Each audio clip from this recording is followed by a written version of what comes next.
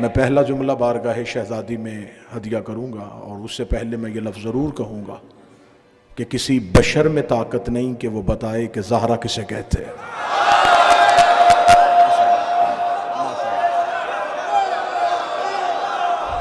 اپنی کم علمی کا سرزمین ہندوستان میں شہزادی کی دہلیز پہ سجدہ ریز ہونے سے پہلے یہ لفظ ضرور کہوں گا، اپنی کم علمی کا اعتراف کرتے ہوئے اور سیدہ کی دہلیز سے مانگی خیرات پہ اعتماد کرتے ہوئے، کسی بشر میں جرت نہیں کہ وہ بتائے کہ حقیقت زہرا کیا ہے، کیونکہ اس شہزادی کی حقیقت پڑھنے کے لیے لہجے کا توحید ہونا ضروری ہے۔ بادشاہ حسین ان ہاتھوں کو سلامت رکھے، شہزادی کونین ان اٹھے ہوئے ہاتھوں کو سلامت رکھے۔ کسی بشر میں جرت نہیں وہ بتائے کہ حقیقت زہرا کیا ہے۔ اس شہزادی کی حقیقت پڑھنے کے لیے لہجے کا توحید ہونا ضروری ہے۔ لہجہ توحید ہو، لفظ قرآن ہو، سماعت رسول کی ہو، پھر کوئی بتائے کہ زہرا کسے کہتے ہیں۔ لے جی، پہلی سطر اس دہلیز پہ سجدہ ریز ہوتے ہوئے ادا کروں گا، اور آپ کے چہروں کی زیارت کرتے ہوئے مجھے خبر ہو جائے گی کہ مجھے کس سے مخاطب ہونا ہے اور کن چہروں سے مجھے بچنا ہے۔ تو میں پہلی ہی سطر ہدیہ کرنے لگا ہوں۔ جو کعبے سے زیادہ پاک ہو اسے زہرا کہتے ہیں۔ میں نے پہلے کہا تھا یہ لفظ نہیں ہوگا، یہ پہچان ہے۔ مجھے پرکھنا ہے کہ ان 3 دنوں میں کون کون میرا ہم سفر رہے گا، کون کون میرے ساتھ چلے گا۔ میں نے جملہ ممبر سے کہہ دیا ہے، اور میں نے ابتدائی گفتگو میں یہ لفظ کہا تھا کہ میں کوشش کروں گا کہ میری زبان سے کوئی لفظ ایسا ممبر آل محمد سے ادا کر دیا۔ میں نے یہ جملہ کہا ہے، جو کعبے سے زیادہ پاک ہو اسے زہرا کہتے ہیں۔ ماحول کو آپ نے نہیں دیکھنا، آپ نے بالکل دہلیز پر سجدہ ریز رہنا ہے۔ میں نے کہا ہے جو کعبے سے زیادہ پاک ہو اسے زہرا کہتے ہیں۔ کسی بندے کے ذہن میں ہلکی سی بھی خلش ہو، وہ جسے مانتا ہے اسے اس کی قسم وہ ابھی ممبر پہ سامنے آئے، مجمع سے اٹھ کے مجھ پہ سوال کرے کہ آپ نے پہلی تقریر میں پہلا ہی جملہ یہ کیوں کہہ دیا، جو کعبے سے زیادہ پاک ہو اسے زہرا کہتے ہیں۔ وہ جسے مانتا ہے اسے اس کی قسم وہ ابھی مسجد سے، امام بارگاہ سے، گھر سے قرآن لائے، قرآن ممبر پہ رکھے۔ پہلے قرآن سے پوچھتے ہیں کہ کعبہ کتنا پاک ہے، پھر اسی قرآن سے پوچھتے ہیں کہ زہرا کتنی پاک ہے۔ پہلے قرآن سے پوچھتے ہیں کہ اللہ کی کتاب تو بتا، تو نے خدا کے گھر کو کتنا پاک پایا، پھر اسی قرآن سے پوچھے کہ تو بتا تو نے نبی کی بیٹی کو کتنا پاک پایا۔ جب میں نے قرآن سے پوچھا اے علی کے ذاکر تو مجھے بتا، اے علی کے ذاکر تو مجھے بتا کہ خدا کا گھر کتنا پاک ہے، تو خدا لم یزل نے حضرت ابراہیم سے گفتگو کرتے ہوئے کہا طاہر بیتی، ابراہیم تو میرے گھر کو پاک کر، ابراہیم تو میرے گھر کو پاک کر، ابراہیم تو میرے گھر کو پاک کر۔ گھر اللہ کا تھا، پاک رکھنا ذمہ داری ابراہیم کی تھی۔ اب خدا سے پوچھ کہ زہرا کتنی پاک ہے، اب توحید کا لہجہ بدل گیا، اب قدرت کے تیور بدل گئے۔ آواز انما یرید اللہ لیذھب عنکم الرجس اہل البیت ویطہرکم تطہیرا۔ بطول میرا ارادہ ہے تجھے میں پاک رکھو، پھر مجھے جملہ کہنے کی حیدرآباد اجازت دے۔ کعبہ اتنا پاک ہے جتنی ابراہیم میں طاقت ہے، بطول اتنی پاک ہے جتنی تولی۔ آقا زادی نے ہاتھوں کو سلامت فرمایا۔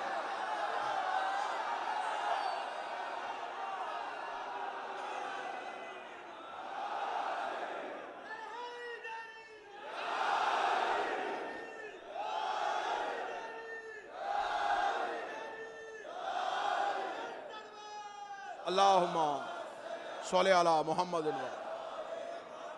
شکریہ۔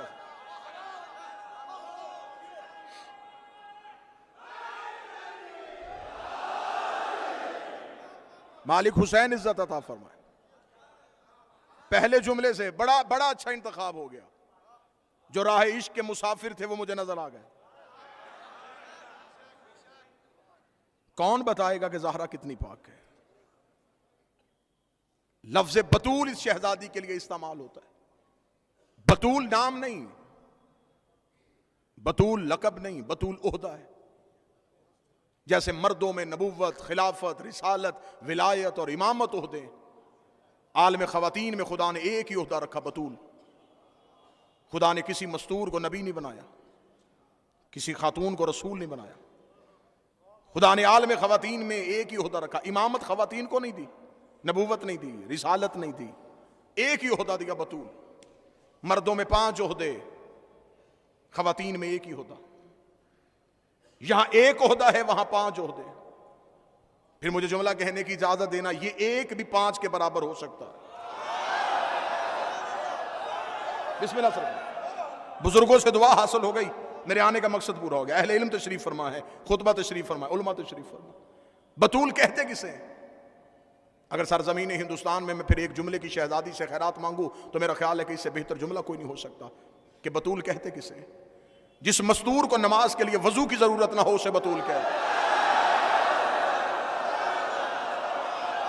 مولا حسین عزت عطا فرما، مالک حسین عزت عطا فرما. شہزادی ان ہاتھوں کو سلامت رکھے جو کسی شے سے پاک نہ ہو، جو شے کو پاک کرے، جس کی پاکیزگی کی ابتدا کا کسی کو پتہ نہ ہو. کس سے پاک ہے، کتنی پاک ہے، کیسی پاک ہے، اسے بطول کہتے. بطول چیزوں سے پاک نہیں ہوتی، بطول چیزوں کو پاک کرتی.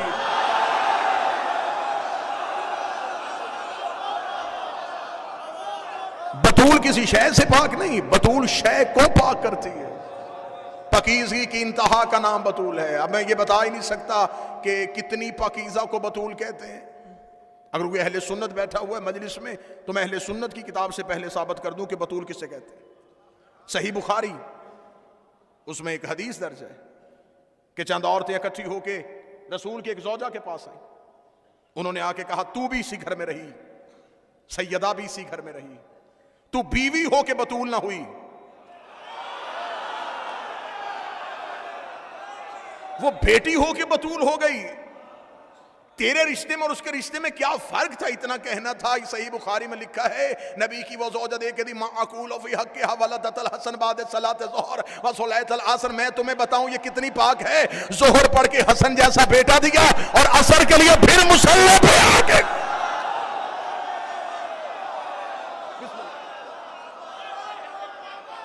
ظہر پڑھ کے. اب یہ بحث جاری ہے نا کہ ان کے ساتھ لفظ ولادت کہا جائے یا لفظ ظہور کہا جائے. کون شیعہ ہے جو نہیں جانتا کہ امام حسن کا ظہور کب ہوا تھا؟ 15 رمضان کو، ظہرین کے وقت. نہ روزہ ٹوٹا،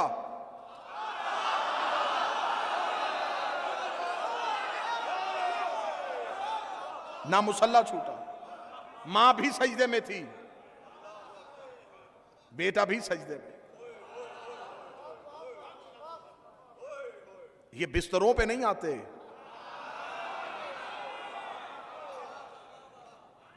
مجھے یہ خبر ہے، مجھے نہیں پتا کون خوش ہوگا کون ناراض ہوگا. مجھے یہ دیکھنا ہے میرے وقت کا امام کیسے راضی ہوگا. کوشش کروں گا کھرا عقیدہ آپ کو سناؤں، خالصتاً عقیدہ آپ کو سناؤں، اور کوئی بھی لفظ میں ہوا میں نہیں چھوڑوں گا، اس کی دلیل دے کے جاؤں.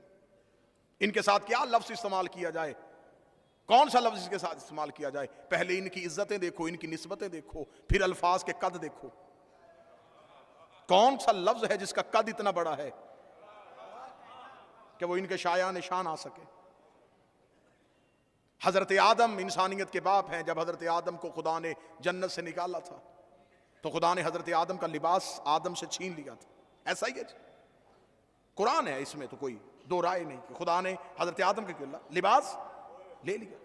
حضرت آدم کو بغیر لباس کے خدا نے جنت سے، کیونکہ حضرت آدم جنت میں رہنے والے تھے، مالک ہوتے تو یہاں بیٹھ کے بھی منگوا سکتے تھے.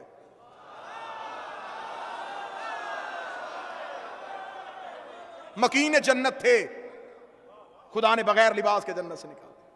یہی وجہ ہے کہ آدم کی نسل میں سے جو بھی دنیا میں آتا ہے بغیر لباس کے آتا ہے. جب باپ ہی بغیر لباس کے آیا تو اولاد لباس پہن کے کیسے آ سکتی ہے؟ مفتی بھی آئے گا تو بغیر لباس کے، بڑے سے بڑی شخصیت آئے گی تو بغیر لباس کے. میں نام نہیں لوں گا، جو بھی آئے گا بغیر لباس کے آئے گا.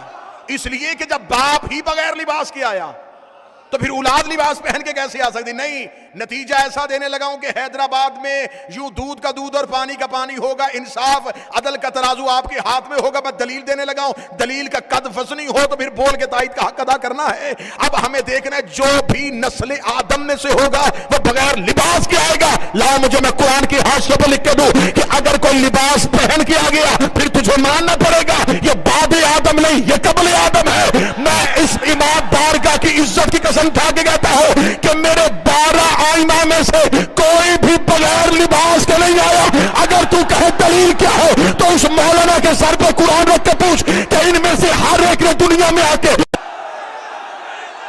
مالک حسین ان ہاتھوں کے ساتھ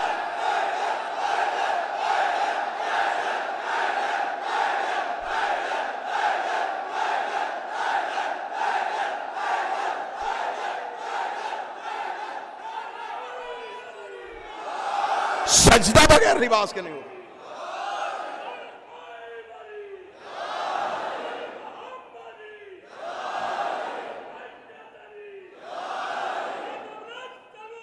اللہم صلی علی محمد وعلی محمد. سجدہ قبلہ اہل علم تشریف میں سجدہ بغیر لباس کے نہیں ہوتا. انہوں نے دنیا میں آتے ہی سجدہ کیا. ان کا سجدہ کرنا اس بات کی دلیل ہے یہ بعد آدم نہیں،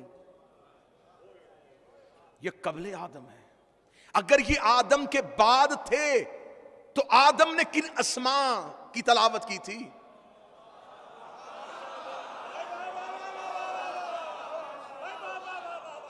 جب خدا نے کہا تھا ابلیس تجھے کس نے منع کیا اسے سجدہ کرنے سے جسے میں نے بنایا اپنے دونوں ہاتھوں سے.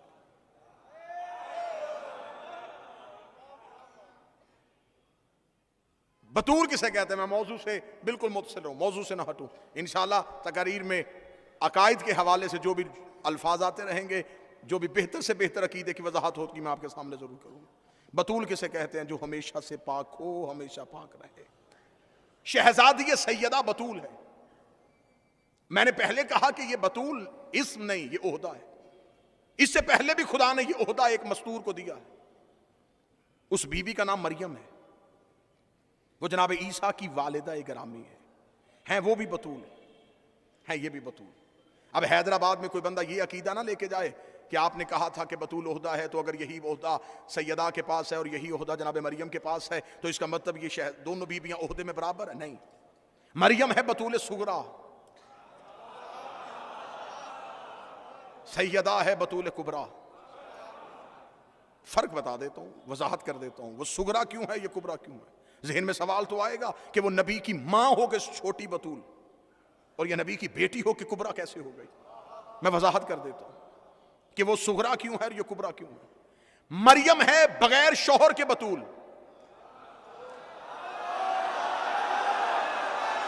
مولا حسین فرمائے جو اس جملے پہ بولا ہے اس نے مجھے خرید لیا ہے. اتنی مشکل بات پہ جو اتنی آسانی سے بول پڑا.